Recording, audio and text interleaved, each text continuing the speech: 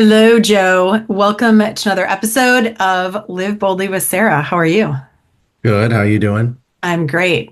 So, friends, Joe and I have had 2 weeks apart? Has it been 2 weeks? 2 weeks. That's crazy. Next week could be three. By the time we get back together, it'll be 3.5. 3.5. That's Yeah. insane. That's a long time. We haven't done 3.5 between us in a while. Mhm. So, we've been talking a lot about communication because it's during these long bouts of not seeing each other that communication is most important and having it be healthy communication. And then we've also been talking about communication in business. And I want to touch on that as well because you and I always have a lot of conversations about leadership. Like it's just what we naturally do. And we've been Right. having a lot more of them lately. And I think it's also because we've had more time apart. And so it's Sunday night, and I was walking back from a dear friend's memorial at the beach. And I was like, hey, can you spare 15 minutes and jam with me on a podcast episode about communication and how it relates not only to personal relationships, more so also into professional relationships? Because what is it, 25%? They did a research with people, and it was like 25% of what makes them stressed is their professional life or their work. Right. And so it all comes, like, I think when we touch on relationships and communication in our personal life, obviously it rolls into our professional. And in professional, it rolls into our personal. So we're both sitting here on Sunday night together over Zoom. Hello, hun. Mhm. In our Sunday night best, And discussing communication. Sarah, oh, and I sorry to interrupt. That's not effective communication. It's -1 here, and Sarah keeps complaining how cold it is in California. It's freezing here. Mm, By the way, it's actually really okay. It's not really freezing. It's really cold though. It's cold here right now at the beach. yeah, It's not where you guys are, where you're having a polar vortex, but it's still cold here. right. So when I was walking back from this memorial, we were jamming on the phone about what are the top things that we want to talk about in communication. And I want to have more fun with this podcast with you as well, and also dropping them into the YouTube because I love jamming with you. Hmm. But really, let's talk about the top four tips, tools that people can use in their personal and professional life. I'm actually going to let you take a little bit more of this because you are really good with communication. You've taught me a lot about communication. I think it's been for me, one of the highlight personal development pieces. I've shut up a lot more, even though you can't tell in the beginning of this podcast, when it comes to us talking. And I think I've actually listened a lot more than I used to. So, Yeah, what do you think about that, Joe? that's all good stuff. Yeah, effective communication. So at my company too, we talk about this a lot. We have trainings and classes on it, and it's one of the biggest conflicts in a workplace is not having effective communication, and especially not having attentive listening, which is a critical role in effective communication. So attentive listening, what is that, right? Well, And yeah. So, should we make this our tip one? yeah, Attentive listening, active listening. Okay. yes. Let's make this our tip one, So tool there's one. bounce ideas of that. So, um, one of my kind of mentors at our company, he calls letting the other person empty the bucket. And what that means is when somebody's talking to you, you're fully engaged, there's no distractions, you're not interrupting them, and you're letting them completely finish. And without like planning a response as they're talking, because that's not attentive listening, you're trying to put yourself in that person's shoes and be empathetic to where they're coming from so you can better understand and build that relationship with that person. We don't want to take a phone call or check our phone as that person's talking to us. You know, I mean, you stay focused. And it takes work because there's a lot of distractions, right? There's a lot of distractions. So that means that I can't be doing the dishes or making dinner while I'm talking to you or eating because I do all of that or Yeah. responding to a text because I do that too, admittedly. But we do talk on the phone an awful lot. So because we don't see each other through the week. And so that said, when you are active listening, it's not about thinking about the response. It's about listening and fully listening to what the other person is saying before you continue the conversation. Right. That means not imposing your own opinions or conclusions on them. Because what it does, I mean, let's go back to the personal side of it, because you should be applying it on both work and relations.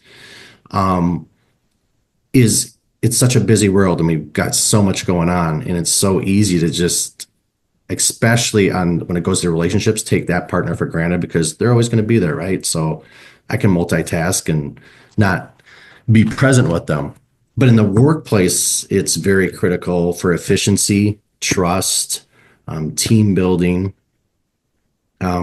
because if you don't build that, people shut down. Mm. If you interrupt people or you immediately defend, like if you immediately respond when somebody is talking to you and you're trying to get feedback, you're not really even thinking about what they said. That's what it's telling them. And so what you do is you get these teams that shut down, and then they spend their time and their groups behind management, behind their teams, behind their coworkers, complaining about each other. And it really, I've seen it firsthand at our company, that the turnaround on how we work together and how we break records every year because of that culture of listening to people and building that trust. And we get all these amazing ideas from every aspect, every individual in our company, because sometimes those best ideas or part of that best idea comes from those somebody you never expected. Yeah. But if you don't listen to them and promote that and hear them, you'll never get it.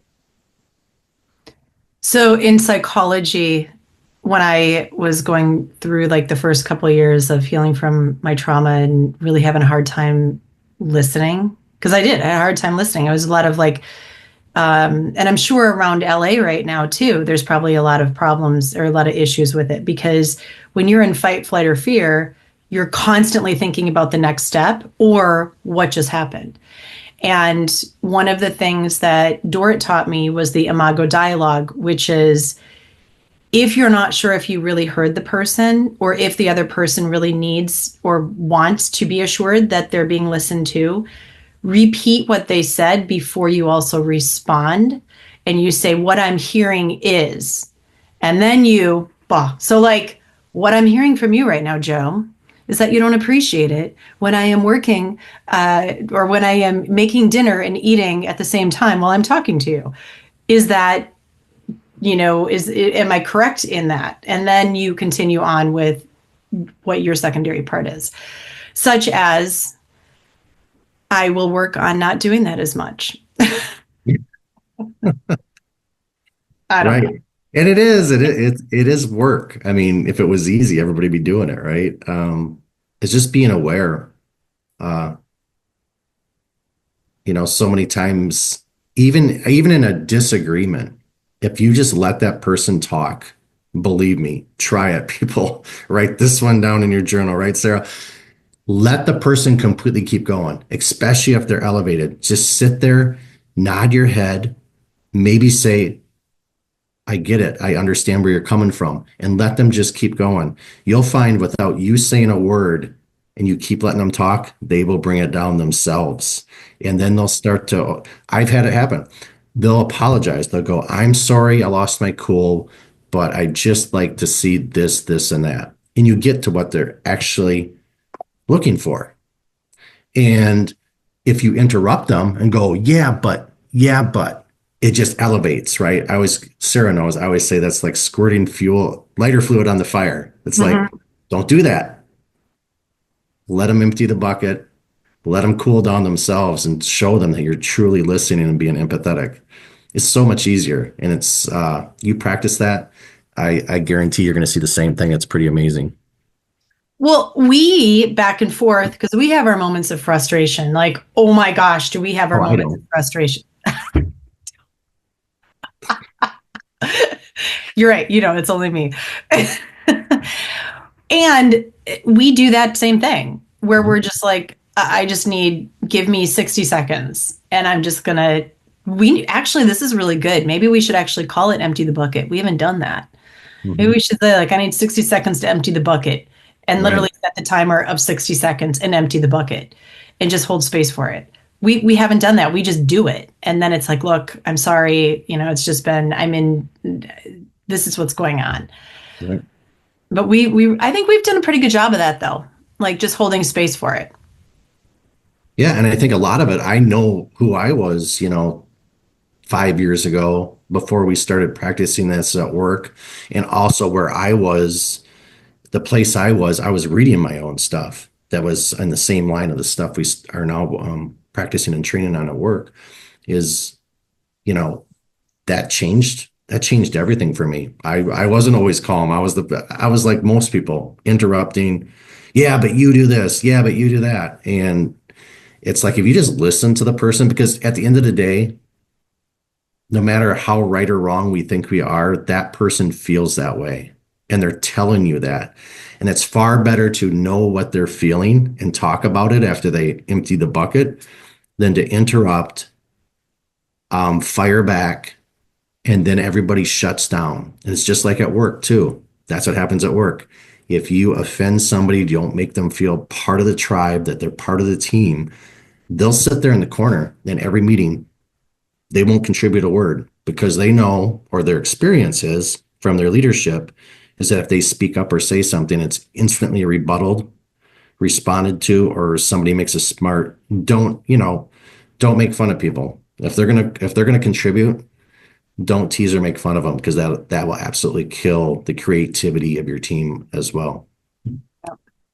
We all want to be seen, heard. We all want to be cared for.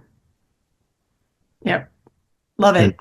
yeah, and from John Maxwell, if that when he talks about some of the classes we had with that, see the value in everybody. So Yeah. anybody's talking to you and you're like, see the value in everybody. You're going to become, when you repeat that over and over, you're going to become a much better attentive listener because you're going to see value in everything that somebody's saying or talking about or bringing to the table. Can I share something with you for a moment? So you sent me this and I was like, whoa. Okay. Okay. According to an article by Sherm, David Grossman reported in The Cost of Poor Communications that a survey of 400 companies with 100,000 employees each cited an average loss per company of 62.4 million per year because of inadequate communication to and between employees. That's wild. And then Deborah Hamilton asserted in her article, Top 10 Email Blunders That Cost Companies Money. Boy, do I have stories about email blunders. That miscommunication cost even smaller companies of 100 employees an average of 420,000 per year. That's that's incredible. That's incredible. Yeah, The value of communication in every aspect, both business and personal. that reminds me of, I think we've all had that experiment where somebody says a sentence or says something to the person next to them, and you go in a circle. And by the time it gets back, it's completely changed because in the moment when you're doing that, everybody thinks it's goofy and they're not truly listening. And it's amazing to see how that one sentence or thing or the short couple phrases that somebody said changes when people are just kind of like distracted, laughing, not being attentive listeners. I don't know why that just popped in my head, but it did. I love that. I'm going to try that actually. I'm going to do that. I'm going to do that. I'm going to do that at the where I'm coaching. That's a good one. Okay, so that was number 1, active listening. Number 2, let's go into be clear and concise. Let's get to the point, people, or as you like to call it, come on, what is it? To the chase, get Keep the it indirect. simple. Yes, keep it simple. yes, KISS. Keep it. Yeah, everybody knows the acronym KISS is keep it simple, stupid. Yeah. Don't confuse people with really fancy words like, know your audience, right? If we're a bunch of scientists and nuclear physicists, I mean, it's like, sure, we can use those terms, but if you're know your audience that you're talking to, keep it simple, concise, and clear. Don't add a bunch of extra. Don't repeat it over and over. You're going to get your message across when you keep it short and simple. So I'm going to throw in another thing that I pulled up right before this. I don't memorize this stuff. This is why I'm reading it off. A study published in the journal Applied Cognitive Psychology found that people who use overly complex language, which by the way, I cannot stand, keep it simple, when simpler language would suffice, are often perceived as less intelligent. How many times have you had been in conversation with somebody and they throw in all these big words and you're like, could you please keep it simple? It's not about dumbing it down because you're not dumb. It's literally just keep it simple. Hmm. The vast majority of people are not going to understand you if you're talking in big words. I'm just going to call it like it is. The reason is that unnecessarily complicated words can make communication harder to follow, leading the audience to perceive the speaker as trying too hard or lacking clarity. Hmm. Because they think that the big words are going to cover up like if the audience will think the big words are covering up what you don't really know. And so if you can talk to the level of which is just keep it simple so that people can understand you. And also, I think that keeping it more simple gives them the ability to create the story in their head. Hmm. You know what I mean? Yep. It lets them to it allows them to thread the needle themselves and bring it all together. Otherwise, they're trying to catch up and figure out, wait, what does that even mean? What does that word even mean? And so then they're falling behind in the communication in listening because they are still trying to figure out what it was that you said 2 seconds ago. So keep Yeah. it simple. They lose interest. Just like emails, right? I think we all know that I forget what the statistic is, but if you have an email that's more than two or three sentences, usually most people stop reading after that. Same Yep. thing in work. I'm always like bullet points. Don't keep rambling. And I think so many people, especially leaders, um, that haven't got to a good point or had the proper training, um, they'll talk too much because they feel like that's my job. I'm the leader. So everybody's expecting me to do all the talking.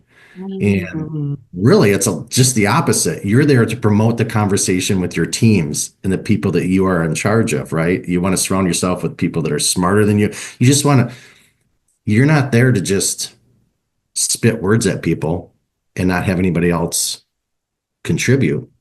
And I think that's where a lot of times the position people think they have to do all the talking. Otherwise, if somebody else comes up with a good idea, they're threatened that, oh my gosh, I'm not, worthy of this position. I mean, what are your thoughts on that? 100%. And I'm actually at the same time, you just took me back to the Sierra High route, actually. And when we're on the Sierra High route, because you are all your own leader and guide, and though there are times where you're leading me or I'm leading you, and in those moments, though, in the moments where you're literally like climbing up the side of a mountain and needing to be super precise and careful, you have to be so in the moment and quiet. And for me, I'm always watching you. You're not saying a word. It's your movement is what's modeling my placement and where I'm also going. So it's keep it simple, and also in the simplicity, sometimes the best thing to do in the simplicity is just shut up and model and lead by your actions and by your presence, not your words. Yeah. Oh, another hard one. How about, I know with all your public speaking and stuff, when you're trying to get engagement, you're doing all the talking, but then you leave an open-ended question and or you're just everybody's silent. Like they're not giving you any body language. They're not giving you the head nod, the verbal cues. Sometimes you have to work a little bit harder to break that ice because if people, when you're trying to change a culture to get better, sometimes you have to go through those growing pains and you're going to have to try to engage those people as a leader. You're going to have to say, hey, Sarah, you know, hey, Tom, what do you think about that? I'd really like to hear your thoughts on it. And So, sometimes they have to work hard. Yeah, I'm sorry. no, I'm sorry. Look at that. Ooh, do you like that? Yeah, but go on that. I mean, sometimes we do it's so don't say like I'm a leader. You told me I'm not supposed to talk. Well, there is that Exactly. transition, right? So I think the greatest leaders learn how to ask open ended questions. And open ended questions are those questions, and understand, like, I believe, I have this full belief that we are all leading at some place in our life. So I believe that we all have this ability to lead. So when we're talking about leaders, I'm not talking about those that are the top CEOs. I'm talking about, or, CFOs or whatever, or managers. I'm talking literally about every person in this world, to me, has that capacity to lead.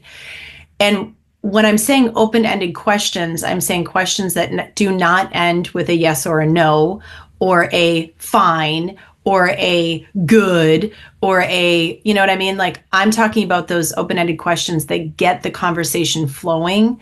And the job of that person who's asking it is also to hold space for that answer, but also just shut up and let the person keep going. Right. And so when I've been on stage, or if I have been in those positions where I've asked questions and I cannot get an answer, there's always somebody in the room that's fidgeting. And that person who's fidgeting is the person that I automatically connect with. And it's in the nonverbal cues of giving them permission to answer the question that gets them to be able to answer it. That gives them permission to say, okay, doors open. What is it that you're thinking? And when I'm saying, like, for me, it's either eye contact. I'm constantly looking and, having like conversations with my eyes, with just it's just who I am. But it's literally through eye contact, and also through our own body language. And so staying open, not closing your body off, being able to just simply do this, or even like making the gesture, like, hey, you know, am I seeing something? Am I hearing something here? Am I hearing something in the nothing? Right. Because I'm giving you invitation to put words in this, because I can feel that there's something there. Perhaps I'm wrong. And, you know, and just literally having that understanding and knowing how to communicate in that way gives people permission to do it. Yeah. That's been my experience. Just like what we're doing right now, the confirming what the person is saying, the head nods. I mean, all that stuff, staying engaged. If you're not an attentive listener, if you keep going down and checking your phone. I've been in plenty of those meetings at my company where it's like everybody feels like it's so busy that they have to respond immediately. And I get it. We are in the business of customer service, right? But I mean, somebody can wait 5, 10 minutes. You, Mm-hmm. you you don't have to look down and keep responding as somebody's giving us a presentation or something. Somebody's trying to share something of value with us. We should appreciate that. We should see the value in that person and give them that courtesy, right? Yeah. So a good open-ended question, as I'm sitting here with you, would be, uh, is it okay? A good closed question is it cold in Wisconsin right now? Yes. There you go. That's a very closed question. A good open-ended question was, I know that you went to REI today, Joe, because we talked on the phone. What is it that REI that you are hoping or wanting to take on the trail this in a couple of weeks when we go climb mountains in the cold? Right. Yeah. and I was looking at everything from boots to sleeping bags, the mattress pads. Yeah, or just like instead of asking how it's cold, like, so how do you deal with the cold back there in Wisconsin? Yeah. How are you dealing with the cold back there in Wisconsin? And then if you ask people like me and Sarah, we'd be like, well, I just put on my gear. There's no such thing as bad weather, just bad clothes. I put on my snow pants, I put on my snowshoes, and got my boots. And you see people get excited, right? Yeah. And like, I'll just take an excerpt from my Dale Carnegie class, how to be a great conversationalist. You find out what interests that person and you ask questions. And that person does all the talking. And you'll walk away and they think you're the great conversationalist. We do it all the time to each other. We We'll do. be like, oh, what'd you do? What are you going to do with that? And then it's like we just go off on, whatever we asked that we're so excited about and just ramble. And then we just laugh. Yeah. We did that today about crampons. Yes. Crampons. Crampon. Crampon. Crampons. What did I say? I was Did I just say? clarifying. No, Oh, oh, okay. you said I was just clarifying so people could hear it. They're Yeah, spikes, the spikes. aggressive spikes you put on your hiking boots. Yes, because we're going to go climb some mountains in the snow, and we're very excited about it. We're going to go camp in the snow for a couple of nights, and we're Yep. very excited about it. Okay, so should we move on to number three? Hmm. Let's move on to adapt to your audience because you've already touched on it. When you're saying to adapt to your audience, what does that mean? I want to hear your take on it, and then I'm going to shoot mine over just as well. Oh, wow. I guess like, like our company, are we talking to the office staff? Are we talking to the people in the field? Their experiences are completely unique. Um, if you're presenting to a large group audience that's, very diverse, be aware of the ethnicity and sensitivity of the people you're presenting to, you don't want to make a bad joke or anything like that ever. It's a lot of awareness, just catering to it. Again, if we're talking to scientific, you know, people, we might use scientific terms, but if we're presenting to a high school class about the same topic, we're not, we want to keep it a little more simple. Mhm. Your thoughts? 100%. I was also going to say watching the tone and watching how you even how fast you talk Mhm. because I know I used to be a very, very fast talker, and I've learned my niece, very fast talker. My mom used to say it all the time.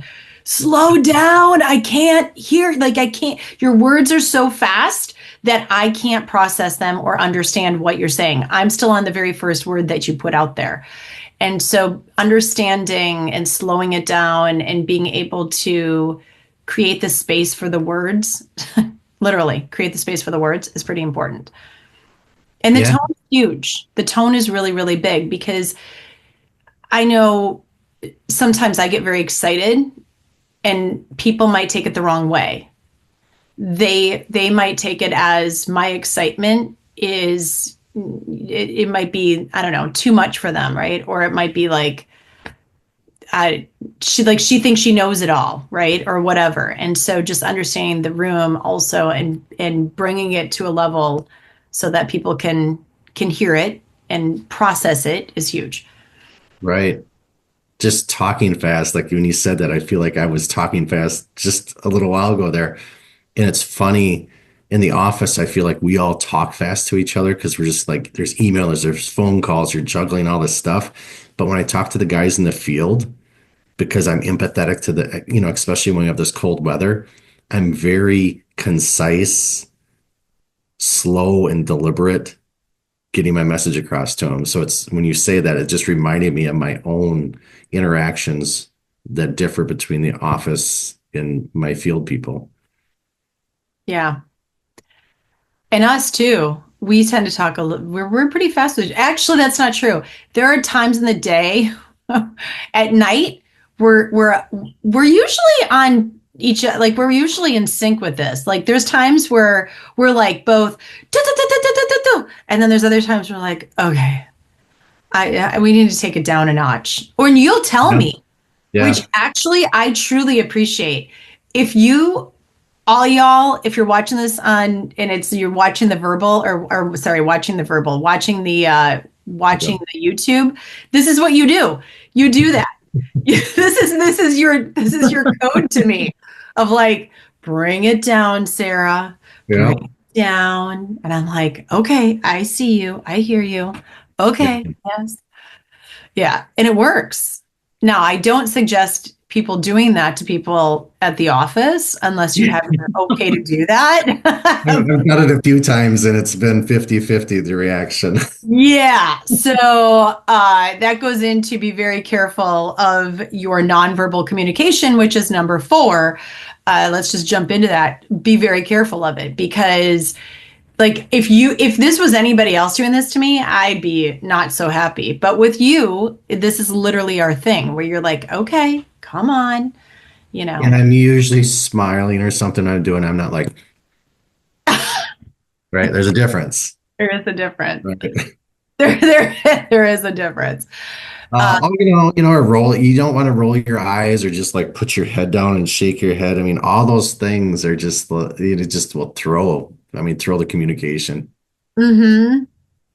And that's huge. I think nonverbal communication, I don't know what the makeup is. I should have checked that out. But when you're communicating with somebody, how much the percentage is nonverbal versus verbal communication that people understand that they take in? I don't know. Oh gosh, yeah, we should have studied a little bit more. I should have But I studied bet the that. nonverbal, I know it's a huge part of it. I mean, we see it all the time. Like you'll be in a meeting and some people will be clicking their pen, other people will be like really engaged, and the other person's just kind of looking down and rocking in the chair. All right. So I just looked it up. Joe, you ready for this? I'm ready. 73855 rule.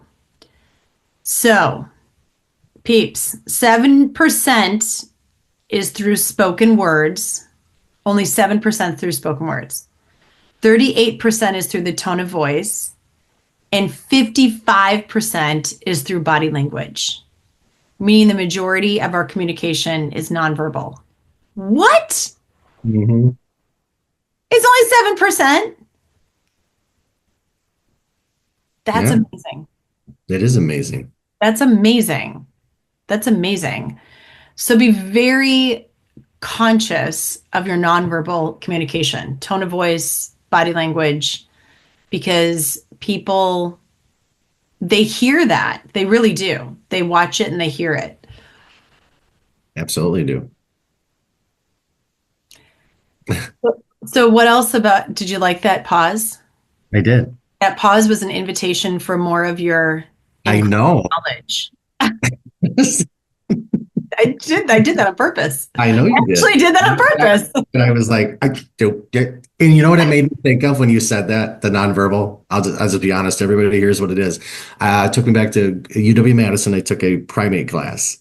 And the whole thing was like their communication, like their facial expressions and their gestures and stuff. They didn't talk. It's like that's their communication. So when you look at the animal kingdom, right? We're all animals. It's all like body language and display. Or one of my favorite things, birds, right? Oh, yeah. Which don't even get me started on the whole bird thing because I bought him this super cool the bird buddy and I'm addicted to it. I'm addicted to the bird buddy. I got to tell you. It's my fun thing to do. I scroll through bird videos now on the Bird Buddy app when I'm, you know, having my moments. So they calm me. Yeah. So, okay. So, number one, active listening to go back over these. Number two, we talked about being clear and concise. Number three, we talked about knowing your audience. And number four, all about nonverbal communication. Oh, Anything else that you want to add? yes, emotion. Oh, Um, don't put emotion into that. Like, be mature with your emotions and don't react. Like, mm. pause. Take that pause. A lot of times somebody will hit a nerve or something like where we just want to like react to it right away. Um, take that deep breath, that pause. This is where that person's coming from. It's not a personal attack. So control your emotions and don't react. See what the message is for what it is. So that's number five. Oh, did I jump ahead? No, we didn't. We just made a Oh, number five. Oh, okay. because that is extremely important. And I think that that's like a highlighted number five. We're going to make that like bonus because I think that we make so many things personal. Hmm. And instead of making it personal, remember that that person, you have no idea where they're at right now. You have no idea what's going on in their life. You have no idea if they're struggling with mental health issues or if their house just burned down or if they just lost a loved one. You have no idea. And so not making it personal is and taking that pause before you respond is huge. And that goes, I'm going to take it even a step further and say that we need to do more of that in society because communication is also driving next to somebody and all of a sudden you're like they flip you off for some reason or whatever it is. Instead of reacting to it, just remember nothing is personal. And you like that's their issue. That's their thing. It's as Mel Robbins says, that's her new thing. Like just let them. And I'm not saying it's right. It's just simply you have no idea what's going on in their life right now. And so the more love and good and kindness that we put out in the world is what more will create more of that. Yeah. You know? Being, I guess, in lines with that without reacting is being empathetic to that person, or to keep it simpler, putting yourself in their shoes. Try to see where they're coming from. So anytime you're trying to understand or be an attentive listener, put yourself in their shoes and go, oh, now it makes sense. They're dealing with a lot, just like you said, they're dealing with a lot, or they're juggling a lot. And maybe you take the higher ground after the meeting, one on one. You follow up and say, hey, I'm a bit concerned. You seemed upset. Maybe that goes a long way too. Checking in just to make sure e- each of you is okay, and that goes a long way. Yeah. This has been amazing. Thank you. A little longer than I thought, which is great because there's so much good stuff in here. Mhm. And so thank you for coming on and for doing this on a total last minute jam session. Anything else you want to add? No, I think that's it. That's just all. You know See the see the value in each other, and put yourself in the other person's shoes, and try that stuff. The next time somebody's really elevated, a partner, person at work, just listen to them. Don't roll your eyes or like laugh at them. You gotta, you do it right, but just let them finish out. And I just guarantee if anybody gives feedback, like, you'll watch their tone just come down, and they'll calm themselves because you are listening, and they start to hear themselves with the elevated voice. That's my biggest takeaway. Yeah. Relationships and work, anytime it's an elevated conversation, let them finish. Don't interrupt, and see what happens. I think my biggest takeaway in communication with you has been the thing that we do really well together is laugh.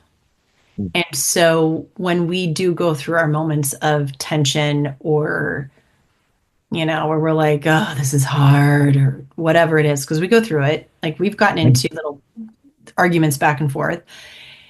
The thing that we always come home to is laughter. And I think it's one of the most amazing forms of communication that people don't do enough of. And Yeah, so we clean it out and then we fill it back up with laughter. And that's what makes the good times even better. And the hard times not so hard. I agree. So, all right, Joe, thank you for coming on and being a part of this. Friends, if this was helpful to you, please share it with people that you care about, with your business associates. Go take it straight to the top and tell people to listen to it. Your employees, the whole nine yards, and also with your friends and your family. Tag us. We will reshare. Well, at least I will. You're not on social media quite as much, but your reels are looking really good these days. I got to tell you, your reels are looking really, really good. They're fun. I'm trying. I've had some Bringing them. requests from friends out and about that wanted to see more. So That's what keeps me going. Well, because you do a lot of cool stuff, It's like, come on. It's people love watching that kind of stuff. So it's fun. Thank It you. gets them inspired and gives them motivation. You as well. So, what's that? I said you as well. Thank you. Yes, yes. So we'll reshare and then go into the podcast, subscribe, rate, review. And is there anything else? Oh, one other thing that's actually I do have to share with all of you. I've already told you this, but we're already having people sign up. Florence Williams and I are doing a retreat in the San Juan Mountains in Colorado in July. I think it's the 25th through the 28th, just outside of Telluride. She and I have done this for 3 years now, and they've always sold out, and they're so much fun. 12 women in the mountains with her and I, everything from just like hiking to exploring to adventuring, coaching. I do the coaching. We do some energy work, nature bathing, and just it's amazing. So if you're interested, go to my website. So actually, it's not on my website. You got to email me, Sarah@sarahschultencrans.com, and I will set up a meeting and talk with you about it. It's an amazing time. So with that, I think that's it. And thank you for being here, Joe. Thank And you. thank you to all of you who have watched this. Go subscribe on YouTube and drop the comments. Talk to y'all soon.